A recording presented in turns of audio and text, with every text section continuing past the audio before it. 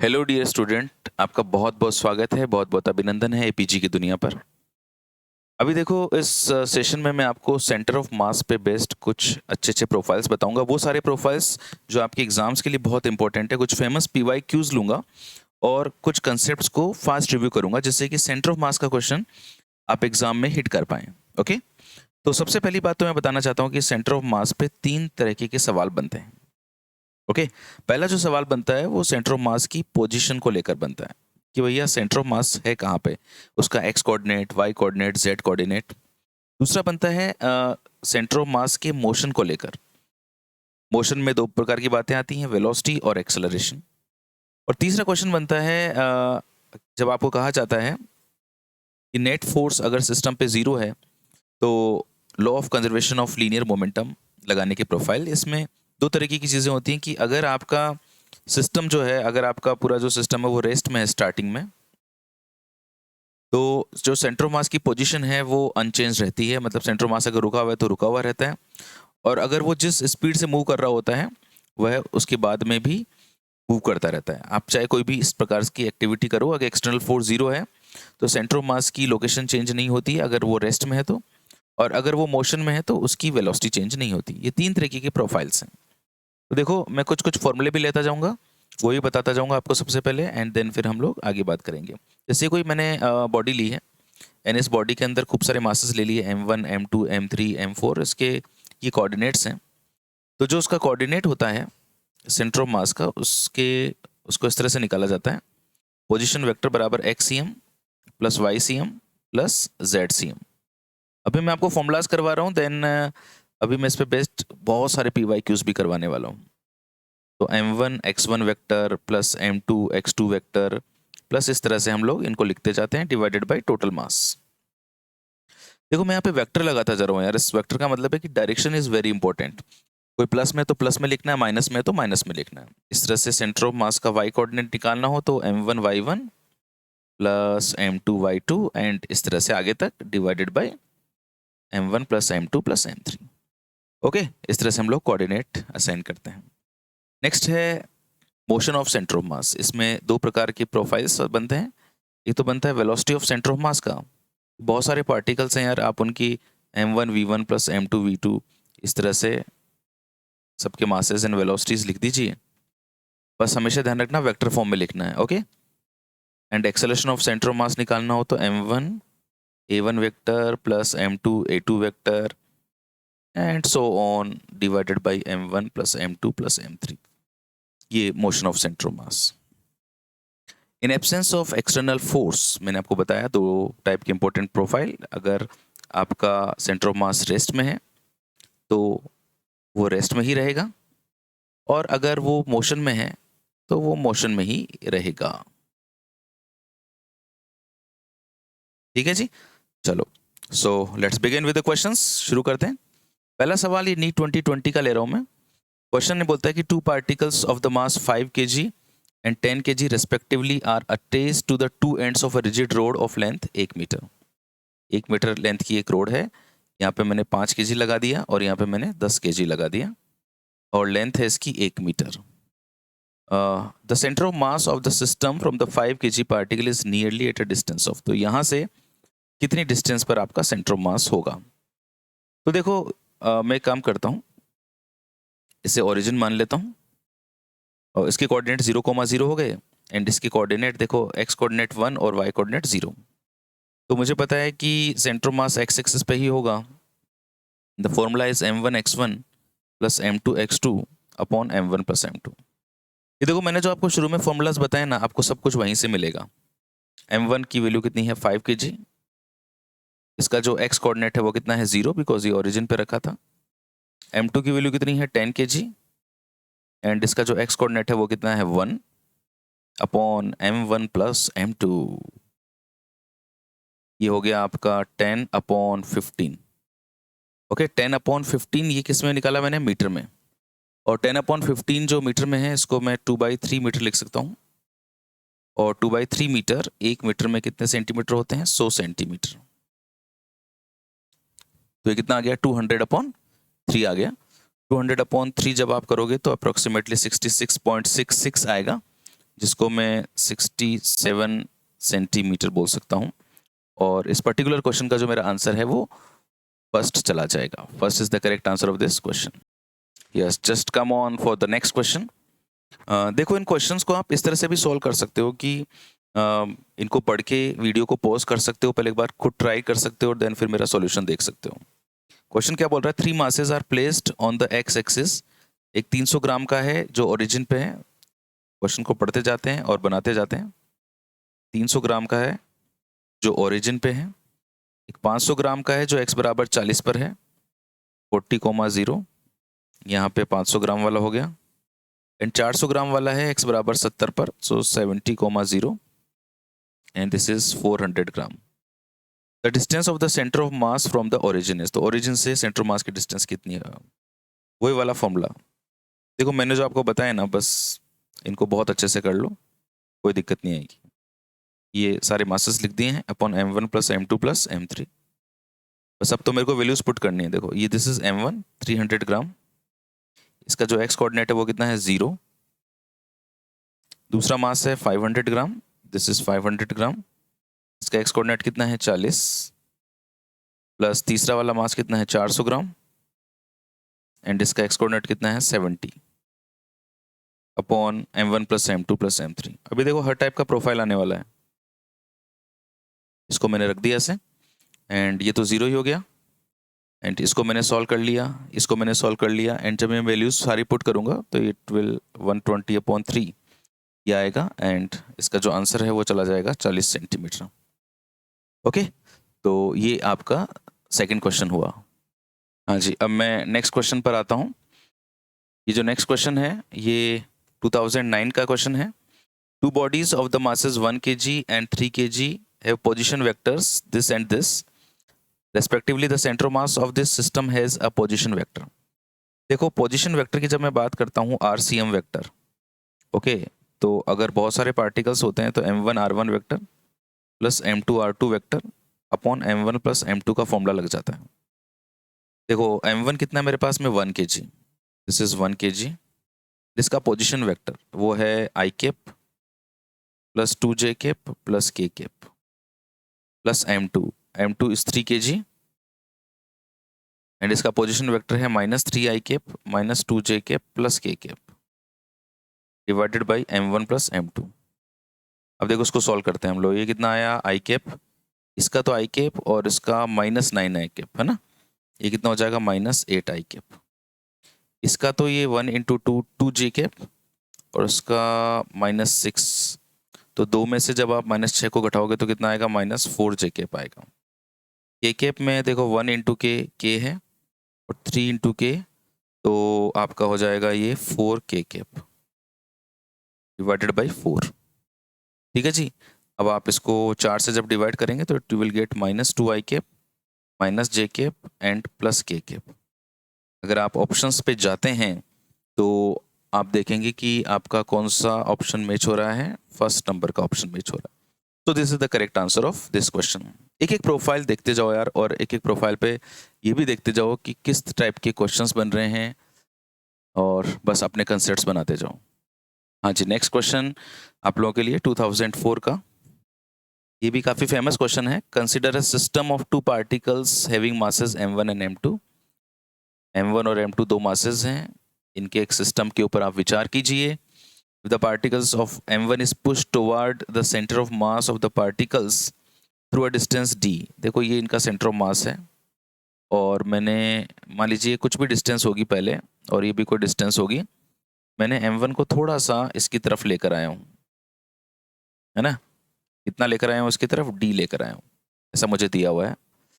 तो by what distance would be particle of m2 move so to keep the center of mass of the particles at their original position। मतलब अगर centre of मास यहाँ है और m1 को मैं इस तरफ d डिस्टेंस पे लेकर आया हूँ, तो मुझे m2 को कितना डिस्प्लेस करना चाहिए कि सेंटर ऑफ मास की लोकेशन अनचेंज रहे। तो देखो, इसके लिए मुझे क्या करना होता है कि जैसे सेंटर ऑफ मास का अगर मैं डिस्प्लेसमेंट की बात करता हूँ, सेंटर ऑफ मास की लोकेशन है मान लीजिए m1 x1 plus m2 x2 upon m1 plus m2। Late assume मैं डिस्प्लेसमेंट के लिए इक्वेशन लिखता हूँ, तो ये this the displacement of the centre of mass and m1 x1, ये पहले वाले पार्टिकल का डिस्प्लेसमेंट प्लस m2 दूसरे वाले पार्टिकल का displacement upon m1 plus m2, ये डिस्प्लेसमेंट का फॉर्मूला। जैसा कि मुझे क्वेश्चन में दे रखा है कि मुझे ओरिजिनल पोजीशन से छेड़ना नहीं है मेरे सेंटर ऑफ मास को, so this must be equal to zero, ये जीरो होना चाहिए। और ये जीरो तभी होगा मेरे यारों जब ये भी जीरो होगा। तो m1 delta x1 plus m2 delta x2 ये जीरो होना चाहिए। सो m2 डेल्टा x2 बराबर minus m1 delta x1, so delta x2 बराबर हो जाएगा minus m1 upon m2 to delta x1। So m1 upon m2, और मैंने पहले वाले पार्टिकल को जो डिस्प्लेस किया था वो कितना किया था, d। सो ये मेरे दूसरे वाले पार्टिकल का डिस्प्लेसमेंट आ गया and the correct answer of this question is B. इसका जो सही आंसर है वो कितना हो गया, बी हो गया। बस झूठे रहो यार, बस हिम्मत मत हारना, अच्छे अच्छे प्रोफाइल्स देखते जाओ एंड जो लास्ट तक जब मैं पहुंचूंगा तो डेफिनेटली आपके अंदर बहुत बहुत ज़्यादा कॉन्फिडेंस डेवलप हो जाएगा सेंटर ऑफ मास के क्वेश्चंस को लेकर। तो नेक्स्ट क्वेश्चन की तरफ मूव करते हैं। नेक्स्ट क्वेश्चन क्या बोलता है कि 3 identical metal balls each of radius are place touching each other on a horizontal surface. ठीक है ना, एक हॉरिजॉन्टल सरफेस पर आपने 3 गोले रख दिए, 3 स्फेरिकल सरफेसेस रख दी हैं। तो मान लीजिए कि मैंने एक स्फेरिकल सरफेस तो ये रख दी, और एक दूसरी स्फेरिकल सरफेस ये रही, और एक तीसरी स्फेरिकल सरफेस ये रही, और वो इस तरह से रखी हैं कि ये जो है एक ट्रायंगल बना रही हैं। Okay, equilateral triangle. और the centre of mass of the system is located, पूरे का सेंटर ऑफ मास कहाँ, देखो देखो इसका जो सेंटर है इसका पूरा सेंटर ऑफ मास यहाँ होगा, इसका यहाँ होगा और इसको यहाँ होगा। तो मैं इसको एक इक्विलेटरल ट्रायंगल की शेप के अंदर ऐसे मान सकता हूँ। तो ऑब्वियसली अगर ये इक्विलेटरल ट्रायंगल बना है और ये तीनों मासेस बराबर हैं तो इनका सेंटर ऑफ मास कहाँ होगा, जरा देखो। पहली बात, line joining centre of any two balls, किन्हीं भी दो बोल के सेंटर पे, ना बाबा ना। Centre of one of the balls, बिल्कुल नहीं, क्योंकि सिमेट्रिकल होगा वो, क्योंकि मासेस बराबर है हॉरिजॉन्टल सरफेस पे। ठीक है, थोड़ा सा ऊपर होगा हॉरिजॉन्टल सरफेस से, क्योंकि जो ये जैसे मान लीजिए सरफेस है तो गोले का सेंटर इससे ऊपर होगा, तो हॉरिजॉन्टल सरफेस से थोड़ा ऊपर बनेगा। Point of intersection of the 3 of the medians, बिल्कुल इसका जो पॉइंट ऑफ इंटरसेक्शन होगा ना वहां पर इसका सेंटर ऑफ मास होगा। So this is the correct answer of this question. इस क्वेश्चन का जो सही आंसर है वो ये वाला है। चलिए नेक्स्ट क्वेश्चन की तरफ मूव करते हैं। The centre of mass of system, okay, does not depends on, किस चीज के ऊपर ये जो है डिपेंड नहीं करता है, ये मेरे को बताना है। किसी भी सिस्टम का सेंटर ऑफ मास इन चारों ऑप्शंस में से किस पे डिपेंड नहीं करता है। अगर आपको उसका आंसर चाहिए तो एक एक ऑप्शन को हम लोग रीड करते हैं, देन फिर हमारा आंसर करते हैं। तो देखो सबसे पहले मैं फर्स्ट ऑप्शन को रीड करता हूँ कि सेंटर ऑफ मास किस चीज़ पे डिपेंड नहीं करता। Position of the centre of मास, अरे भाई बिल्कुल करता है। अभी देखो मैंने कितनी बार फॉर्मूला लिखा, इवन इसी वीडियो में अपने इसी इंट्रेक्शन में, m1 x1 m2 x2 upon m1 plus m2 ऐसे लिखता हूँ ना मैं।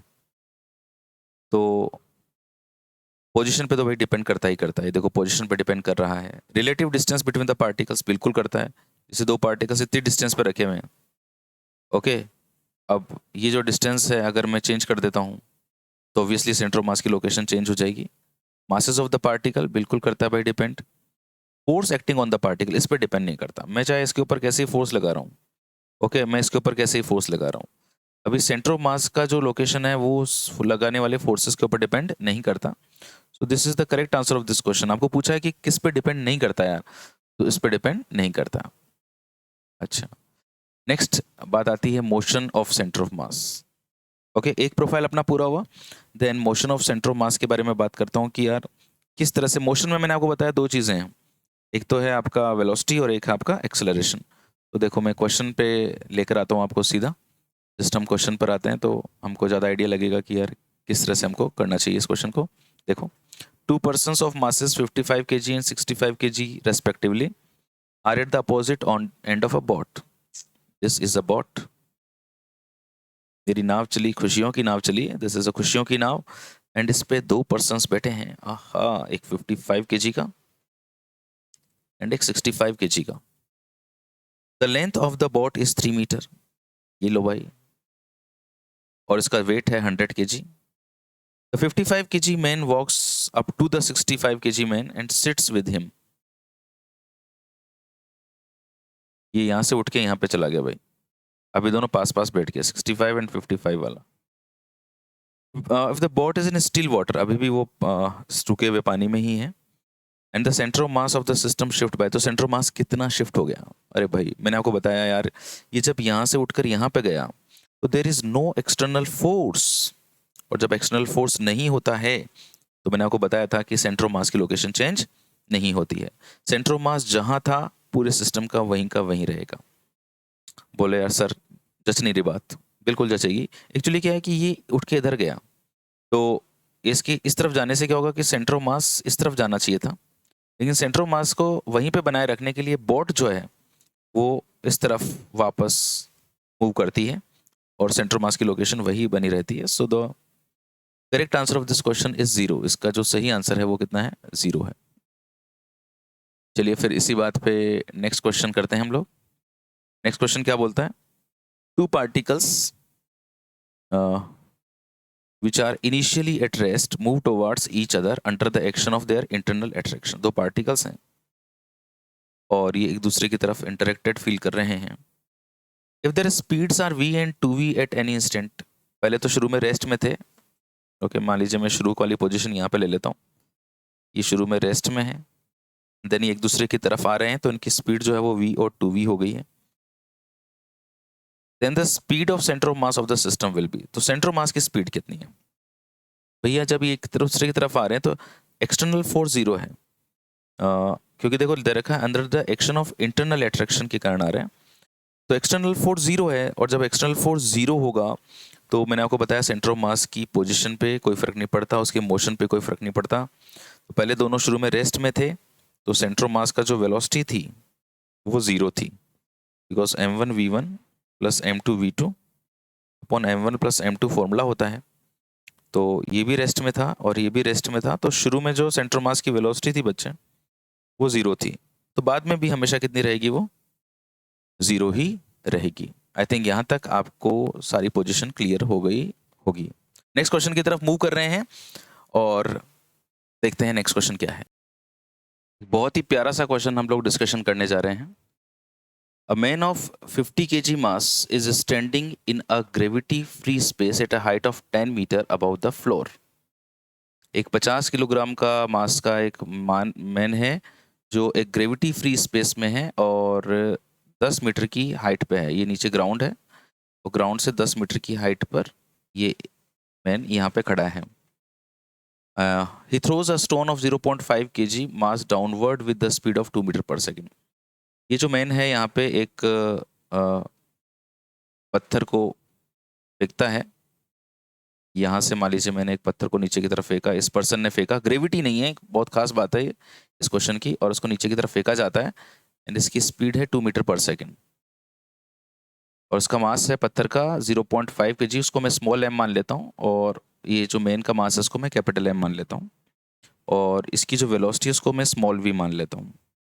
When the stone reaches the floor, जब ये नीचे जमीन पे पहुंच जाता है पत्थर, the distance of the man above the floor will be, तो उस समय ये मैन का जो डिस्टेंस होगा फ्लोर से वो कितना होगा? देखो यार एक खास बात यहाँ पे है कि as there is no external force, यहाँ पे किसी भी प्रकार का कोई एक्सटर्नल फोर्स नहीं है। So I can apply law of conservation of linear momentum. मैं लीनियर मोमेंटम का कंजर्वेशन लगा सकता हूँ, संवेग संरक्षण का नियम लगा सकता हूँ। ओके तो पहली बात तो देखो ग्रेविटी फ्री स्पेस है, तो जब आप इस स्टोन को नीचे की तरफ भेजोगे तो मोमेंटम जो है वो आपका कंजर्व रहेगा। इनिशियल मोमेंटम बराबर फाइनल मोमेंटम रहेगा। मोमेंटम जो है मैन का मोमेंटम प्लस स्टोन का मोमेंटम जो स्टार्टिंग में था बराबर मैन का मोमेंटम प्लस स्टोन का मोमेंटम जो फाइनली है। शुरू में तो देखो दोनों ही रुके हुए थे, फिर आपने स्टोन फेंका नीचे की तरफ तो उसका मोमेंटम क्या लिखूंगा? Mass into velocity. क्योंकि आपने स्टोन को नीचे की तरफ फेंका है तो मैं यहाँ पे माइनस लगा देता हूँ। मेन किधर जाएगा मुझे पता नहीं है, उसका मास m और इसकी वेलोसिटी v। बट मैंने इसको नीचे की तरफ भेजा है तो ऑब्वियसली मोमेंटम को जीरो बनाए रखने के लिए अगर स्टोन नीचे की तरफ भेजा है तो मैन ऊपर की तरफ जाएगा जिससे मोमेंटम जीरो बना रहे। तो mv बराबर कितना हो जाएगा, स्मॉल mv। मैंने यहीं पे दोनों की डायरेक्शन अपोजिट मान ली है। सो यहाँ से मेरे को जस्ट स्टोन के नीचे जाते ही मेन की वेलोसिटी मिल जाएगी कि मेन की वेलोसिटी कितनी है। ओके, तो ज़रा देखो मेन की वेलोसिटी कितनी आएगी। सबसे पहले मैं स्मॉल m लिख रहा हूँ जो पत्थर का मास है जो 0.5 kg है, और इसकी जो स्पीड है वो 2 मीटर पर सेकंड है, और जो कैपिटल M है वो 50 kg है। ओके, तो 0.5 से 2 कट गया एंड 1/50 मीटर पर सेकंड की स्पीड से ये मैन ऊपर की तरफ जाना शुरू होगा। मुझे ये बताना है कि अब मैंने मैन की स्पीड तो निकाल ली कि भाई ये जो मैन जब ऊपर की तरफ जा रहा होगा तो मैन की स्पीड इतनी होगी, पर मेरे को बताना है कि यार मैन कितना हाइट पे जाएगा। तो मैन कितनी हाइट पे जाएगा तो उतनी हाइट, उतने टाइम के अंदर मुझे मैन के द्वारा ट्रेवल किया गया डिस्टेंस बताना है जितने टाइम में स्टोन नीचे पहुंचेगा। ओके, अब स्टोन कितनी देर में नीचे पहुंचेगा। तो अब क्योंकि यहाँ पे ग्रेविटी नहीं है, जब यहाँ पे ग्रेविटी नहीं है तो मैन जो है वो यूनिफॉर्म मोशन करता हुआ नीचे की तरफ जाएगा। एंड मैं फॉर्मूला लगाऊंगा speed is equals to distance upon time.